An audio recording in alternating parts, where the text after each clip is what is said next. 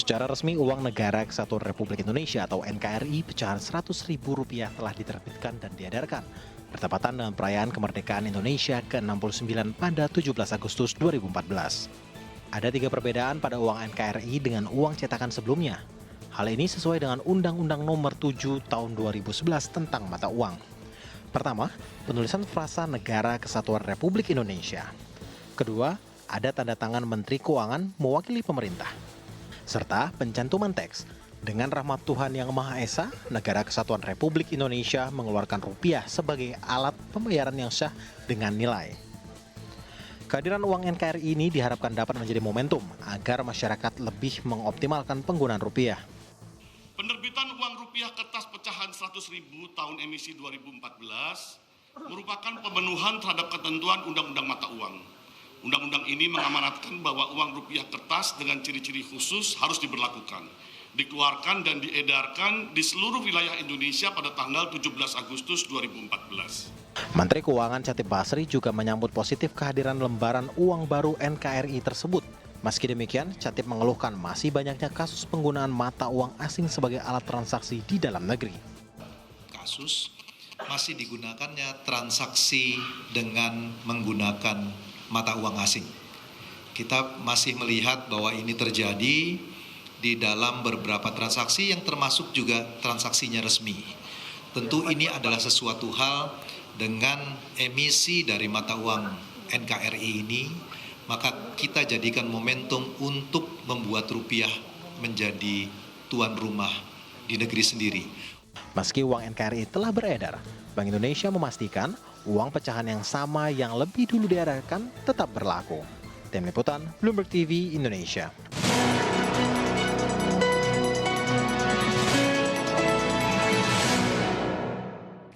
Halo, selamat jumpa pemirsa dalam tayangan perdana The Central Bank. Dalam setengah jam ke depan, kami akan mengulas tentang uang Negara Kesatuan Republik Indonesia yang baru saja dirilis oleh Bank Indonesia. Penerbitan dan peredaran uang 100 ribuan baru ini bertepatan pada HUT ke-69 kemerdekaan Republik Indonesia pada 17 Agustus 2014. Apa dan bagaimana program ini dilaksanakan? Telah hadir bersama saya Eko Yulianto, Direktur Departemen Pengelolaan Uang Bank Indonesia. Pak Eko, terima kasih sudah bergabung bersama kami dalam program The Central Bank. Dan langsung saja Pak Eko, ini menarik untuk kita lihat karena ini untuk pertama kali dalam sejarah ada uang NKRI, uang Negara Kesatuan Republik Indonesia. Mengapa dikeluarkan saat ini ketika Indonesia merayakan kemerdekaan ke-69? Apa urgensinya? Apakah hanya sebatas amanat undang-undang mata uang atau mungkin ada alasan lain semisal tadi yang seperti dikatakan Pak Khatib karena belum optimal penggunaan rupiah sendiri untuk transaksi di dalam negeri, Pak? Iya, memang penerbitan uang 100.000 yang tahun emisi 2014 ini bertepatan dengan hari kemerdekaan 17 Agustus ini sesuai dengan amanat undang-undang. Karena tegas di dalam Undang-Undang Nomor 7 Tahun 2011 tentang mata uang, pasal 42 itu bahwa uang yang diterbitkan di 17 Agustus tahun 2014. Yang dicantumkan harus saat ini dikeluarkan. Iya. Dan kemudian tadi yang seperti yang dikatakan Pak Khatib Basri bahwa belum optimal penggunaan mata uang rupiah kita di dalam negeri untuk transaksi. Apakah benar demikian itu juga menjadi landasan ataupun latar belakang sehingga uang NKRI dikeluarkan kembali? Ya, jadi makanya di dalam uang yang emisi baru ya, itu tegas di situ ditulis ada satu frasa Negara Kesatuan Republik Indonesia. Kemudian juga penanda tangannya itu adalah Gubernur Bank Indonesia dan Menteri Keuangan, itu menegaskan kembali makna filosofis bahwa rupiah itu sebagai lambang kedaulatan kita. Baik, Pak, di depan kita saat ini sudah ada uang tahun emisi, uang NKRI tahun emisi 2014 yang nantinya juga ada yang tahun emisi 2004 ya Pak? Iya. Mungkin bisa kita sama-sama, mungkin Bapak boleh pegang yang satu dan ini kita akan menunjukkan apa yang membedakan sesungguhnya secara tampilan antara uang yang sudah beredar pada tahun 2004 hingga uang yang baru diedarkan pada 17 Agustus. Mungkin bisa Bapak jelaskan. Iya. Yang paling mencolok. Paling mencolok itu sisi bagian depan ya. Ini ada frasa, ini yang baru ya. Kalau yang lama, ini Bank Indonesia, yang baru ada frasa Negara Kesatuan Republik Indonesia. Oke. Ya. Nah, kemudian juga mengenai penandatanganan. Penandatanganan di sini untuk yang baru ditandatangani oleh Gubernur Bank Indonesia dan Menteri Keuangan. Kalau yang lama Gubernur Bank Indonesia dengan Deputi Gubernur Senior. Nah, ini yang jelas sekali. Nah, kemudian ini ada blok warna, ya. Yang sebelumnya belum tidak ada ya Pak ya? Blok warna ini yang kekuningan ini, ya kan? Di sini nggak ada. Ini yang mudah dikenali oleh masyarakat, ya. Itu. Kemudian dari sisi lainnya mungkin ada lagi Pak ya? Ini yang lebih mudah. Nah, kemudian dari sisi bagian belakang, ya, itu juga seperti yang diamanatkan juga ciri-ciri bahwa Negara Kesatuan Republik Indonesia, ya, ini di sini juga tercantum. Sama ya Pak ya, NKRI juga. Baik. Nah, kemudian nomor seri yang lama itu hitam, yang baru ini merah. Tapi sebaliknya yang sini merah, sini hitam. Kemudian ini frasa Bank Indonesianya untuk yang baru fontnya lebih kecil. Oke, jadi font, jadi teknis perbedaannya. Itu, Kemudian Pak Eko menarik untuk kita tanyakan karena beberapa waktu lalu teman-teman juga menanyakan mengapa uang Rp100.000 yang dipilih oleh Bank Indonesia, mengapa misalnya tidak uang Rp50.000 yang mungkin menyentuh ke segala segmen menengah atas, menengah bawah, hingga kalau untuk Rp100.000 mungkin lebih menengah ke atas. Tapi mengapa Bank Indonesia memutuskan untuk memilih uang pecahan Rp100.000 sebagai awal dari uang NKRI? Iya. Jadi keputusan ya untuk menerbitkan pecahan 100.000 itu tidak mutlak dari Bank Indonesia, tapi Bank Indonesia berkoordinasi dengan Kementerian Keuangan. Nah, kemudian dipilihnya uang yang pecahan terbesar ini pertama kali, momentum yang pertama kali, dan kemudian bertepatan dengan Hari Kemerdekaan 17 Agustus, maka yang diterbitkan juga uang dengan gambar proklamator, ya.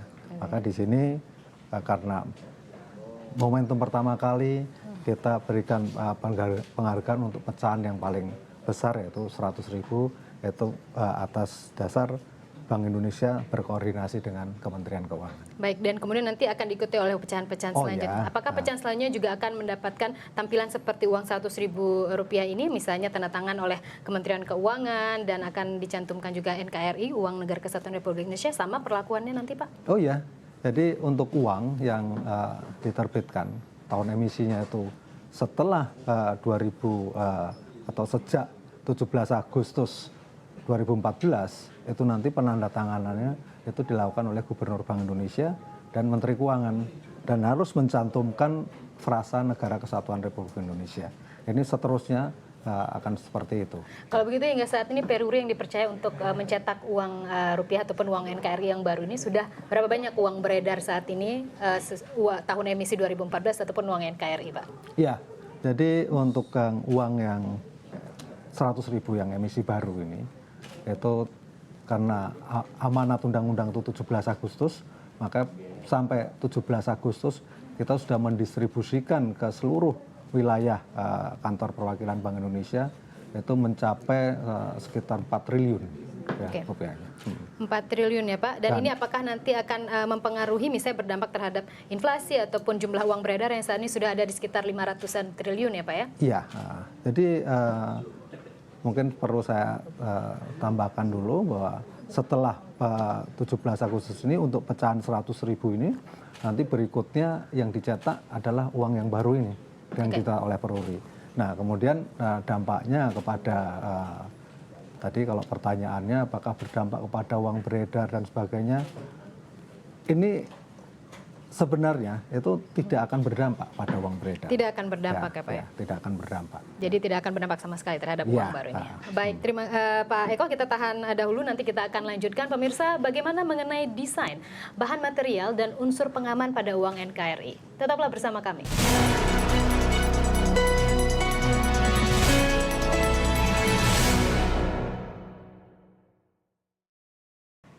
Ya pemirsa, Anda kembali di Dialog The Central Bank dan masih bersama Pak Eko Yulianto. Pak Eko, kita lanjutkan kembali perbincangan kita mengenai uang NKRI.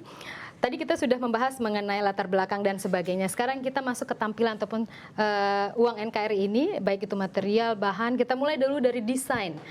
Untuk penyusunan desain uang NKRI mengenai panjang, lebar, dan kemudian foto yang dicantumkan, elemen gambar, tanda tangan, itu semua idenya berasal dari siapa? Apakah murni dari Bank Indonesia atau Bank Sentral saja, atau ada masukan-masukan yang memang merupakan satu tim khusus? Ya, jadi untuk desain ya, memang kalau kita mengikuti undang-undang ya, terutama yang di pasal 10 itu tegas bahwa mengenai ciri desain itu diatur dengan peraturan Bank Indonesia. Ya. Okay. Artinya di sini sebenarnya dari Bank Indonesia. Namun demikian untuk yang uang desain NKRI baru ini, seperti saya sampaikan di awal tadi, kita berkoordinasi dengan pemerintah. Kemudian ada kesepakatan bahwa yang diterbitkan itu pecahan 100.000 dan perubahannya itu memang kalau dimensi tidak ada yang berubah, Pak? Dimensi tidak ada yang sama berubah, semua. sama semua ya. Materialnya semua sama. Material ya. juga sama, Pak? Sama, semuanya sama. Kertas, tinta juga Kertas, sama? tinta semuanya sama. Mengapa tidak ada yang dibedakan mungkin? Mengingat kita lihat bahwa kejahatan-kejahatan teknologi saat ini, juga beberapa kasus pemalsuan uang juga ditemukan oleh misalnya pihak kepolisian. Apakah Bank Indonesia tidak memikirkan untuk membuat sesuatu yang baru? Apakah ini dirasa cukup aman? Material, bahan, dan lain sebagainya? Ya, sampai saat ini ya, itu terkait dengan materialnya. Ya, memang pemalsuan-pemalsuan sejauh ini itu mereka masih berkisar pada laser, inkjet gitu kan. Nah, sehingga untuk security feature atau unsur pengaman ya, yang ada di bahan uang sampai saat ini belum dipalsukan, belum ada tanda-tanda pemalsuan ke arah sana. Sehingga dengan demikian terkait dengan unsur pengaman ya, untuk penerbitan kali ini itu kita masih belum mempertimbangkan adanya security feature yang baru. Dan mungkin kita merefresh kembali bagaimana fitur keamanan yang dilekatkan oleh Bank NKRI sendiri yang akan dilekatkan pada uang NKRI ini, Kak. Mungkin bisa dijelaskan, Pak, mengingat teknologi tadi meskipun Anda mengatakan masih sebatas mengenai laser dan lain sebagainya. Lalu bagaimana fitur keamanan untuk uang NKRI yang dilekatkan di sini? Ya, sebenarnya sama seperti yang pernah kami lakukan sebelum-sebelumnya. Ya, masyarakat mengenali itu dengan 3D itu masih efektif ya. Oke, dilihat, diraba, dan diterawang ya, Pak ya. Jadi sosialisasi yang sangat ikonik itu masih? Iya, masih ya. Karena untuk yang diraba ya, kemudian diterawang, terutama diterawang. Itu ada salah satu teknologi khusus di sana untuk karena ini, menguatkan bahwa ini asli. Karena ini dari bahan, security feature-nya dari bahan. Untuk yang tanda air ini, dibuatnya itu ketika masih bahan. Sehingga kalau gambarnya itu belum diterawang, udah nampak, itu justru masyarakat harus curiga. Sebelum diterawang kok sudah nampak, berarti di situ dicetak secara tipis sekali gitu. Jadi itu bukan watermark, bukan gambar air yang dibuat di bahannya, tetapi dicetak gitu ya. Jadi pada saat pencetakan dia baru dibuat begitu ya, Pak. Jadi tidak bisa dia muncul langsung begitu. Jadi harus kita terawang terlebih dahulu, baru teknologi itu akan muncul. Kelihatan gambar airnya kan gitu kan. Karena pada waktu masih bahan baru berupa pulp, kemudian proses menjadi kertas, ada beberapa bagian yang ditipiskan di pabrik kertasnya ini. Sehingga bukan di pencetakan, bukan di pencetakan, masih di bahan uangnya. Oke, sudah dilakukan pengamanan. Tapi Pak, mengingat kita lihat bahwa teknologi saat ini di dunia juga berkembang dengan sangat cepat. Sekarang juga ada printer 3 dimensi ya, Pak ya. Apakah kan kita harus juga berpacu dengan teknologi yang berkembang cepat? Apakah Bank Indonesia belum ataupun mungkin sudah mulai melakukan diskusi mungkin akan ada teknologi-teknologi baru yang digunakan untuk mengamankan uang rupiah? Kita memiliki namanya BICAC, ada laboratorium Bank Indonesia Counterfeit Analysis Center. Justru setiap security feature yang ada di uang itu kita teliti semua. Sehingga kalau ada uang palsu ya, yang beredar itu selalu kita teliti. Sampai di mana pemalsuan yang dicoba oleh pemalsu-pemalsu. Ya, kita bisa melihat efektivitas dari security feature yang sudah ada. Karena database kita itu sangat lengkap ya. dari namanya Bank Indonesia Counterfeit Analysis Center BICAC. Artinya setiap ada kasus-kasus yang ditemukan oleh pihak kepolisian, kemampuan mereka mencetak uang yang mirip sekali dengan yang dicetak oleh Peruri juga selalu dipelajari oleh Bank Indonesia. Kita koordinasikan dengan pihak kepolisian, bahkan tidak hanya di uangnya aja, artinya untuk keperluan preventif, keperluan represif pun itu sangat bermanfaat bagi kepolisian. Sehingga kita dari data BICAC itu bisa mengungkap, oh ternyata kasus di Kutai Kartanegara terhubung dengan kasus yang di Cidahu, Sukabumi, terhubung dengan kota mana beberapa tempat, itu kita bisa berikan informasi itu kepada pihak kepolisian. Apakah di tim tersebut juga dilibatkan pihak Peruri misalnya, Pak?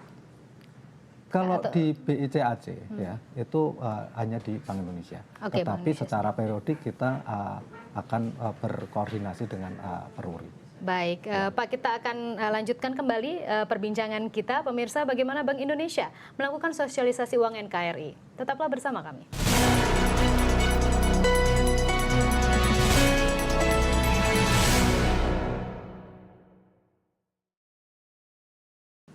Pemirsa, Anda masih bersama kami di The Central Bank dan masih bersama Pak Eko juga bersama saya. Pak Eko, sosialisasi ini yang ingin kita tahu karena ini hal baru, pastinya butuh sosialisasi. Bagaimana sejauh ini sosialisasi yang dilakukan oleh Bank Indonesia, Bank Sentral untuk perkenalkan kepada masyarakat kita yang populasinya 250 juta jiwa lebih di seluruh pelosok Indonesia? Ya, memang kita melakukan sosialisasi ya langsung ya kepada masyarakat, kemudian dengan asosiasi.